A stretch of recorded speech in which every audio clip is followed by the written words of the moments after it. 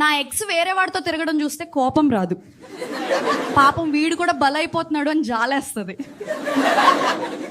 మా ఇంట్లో స్వీట్స్ తెచ్చేస్తే నేను తినేలోపే మా తమ్ముడు రాక్షసుడిలా తినేస్తాడు, నాకు మిగిలేది ఖాళీ డబ్బానే ఉంటుంది.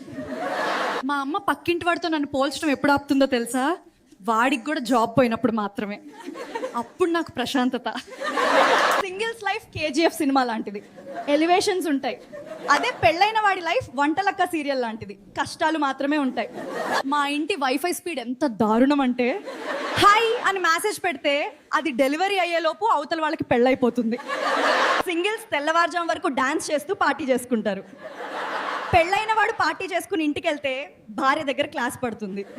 నా బ్రేకప్ బాధలో నేను ఏడుస్తుంటే నా ఫ్రెండ్ గాడు మాత్రం పార్టీ ఎప్పుడని అడుగుతున్నాడు. వీడు మనిషా పశువా? మా చుట్టాలు నన్ను చూస్తే చాలు ఏం చేస్తున్నావు అని అడుగుతారు. ఖాళీగా ఉండి నిన్ను చూస్తున్నా అని చెప్పలేం కదా.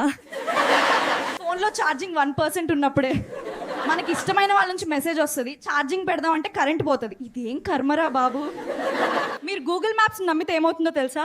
అది కారుని తీసుకెళ్ళి నేరుగా ఒక చెరువులో పడేస్తుంది. అది కుడివైపు తిరగండి అని చెప్తుంది, మనం మునిగిపోతాం.